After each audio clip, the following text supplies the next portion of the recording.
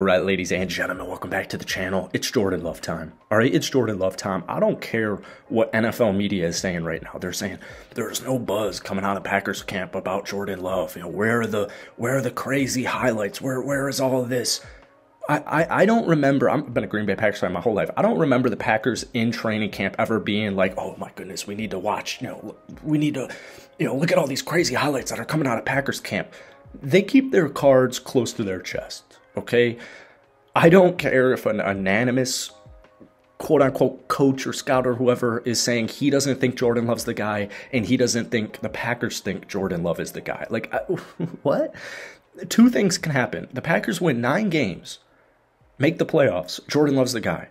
The Packers don't win 9 games. They fall below 500. Jordan Love most likely isn't the guy, and you can take a quarterback in the top 10. It's a win-win situation for the Green Bay Packers, but if we're keeping it a buck, this roster, no matter who's at QB, it's really good. And what the media won't tell you is Aaron Rodgers was the most inconsistent Packer offensive player last season. Now, there were a lot of things that went into this. It started shaky, right? The Christian Watson home run drop.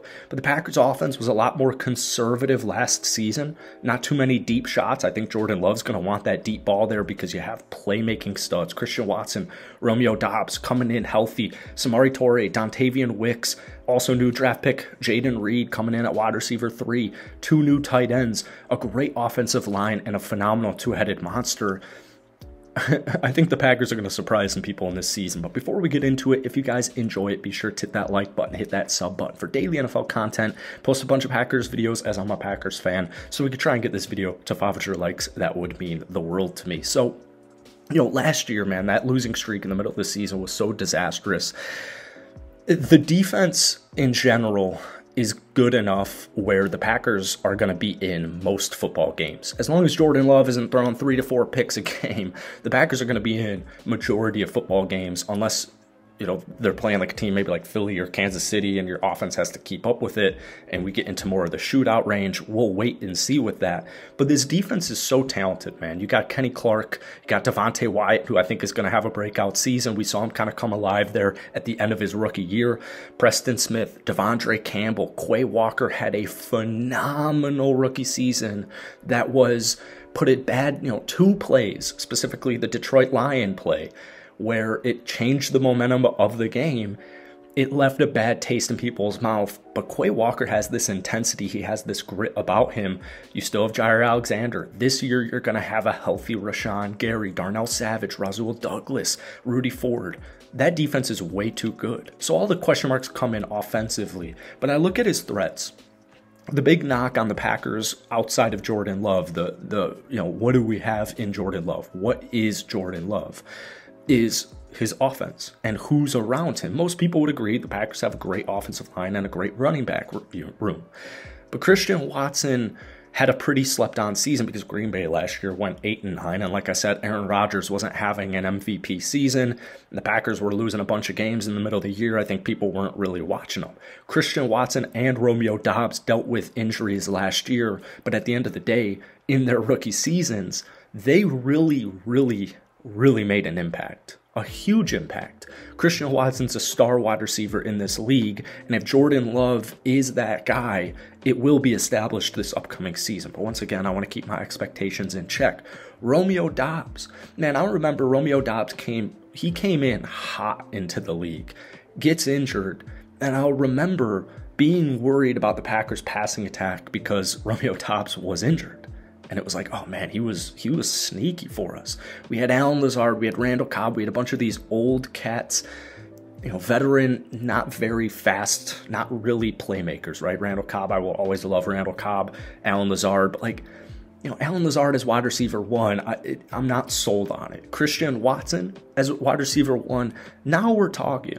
But it's not just Watson and Doubs. They have 2 new draft picks in Jayden Reed and Dontavian Wicks who are going to make an impact in their rookie seasons. Keep in mind, man, you have 15 to 20 NFL players or college football players come into the league, get drafted, and make an impact in their rookie season. And I think Dontavian Wicks and Jayden Reed are both going to make an impact for Green Bay this upcoming year. Even outside of those four players, Samori Toure. Samori Toure had some really nice catches, some really nice plays for Aaron Rodgers and the Packers offense last season. All right, the tight end room. I think it's one of the best tight end rooms in the NFL, or at least in a couple of years it will be. Luke Musgrave. There is a lot of potential with Luke Musgrave. I think the reason he's not getting too much hype since he got drafted was because Oregon State's offense was, in the passing attack, pretty much non-existent. Pretty much non-existent. It was pretty much Luke Musgrave, and he didn't break the stat sheet in his final season in college. But Luke Musgrave, he's going to be a favorite for Jordan Love. Big target, guy who can pass block, he can rush block, he can catch the ball, he can do a lot of different things along with Tucker Kraft, Josiah DeGuara. I really like that tight end room. So offensively, man, my only question mark is Jordan Love.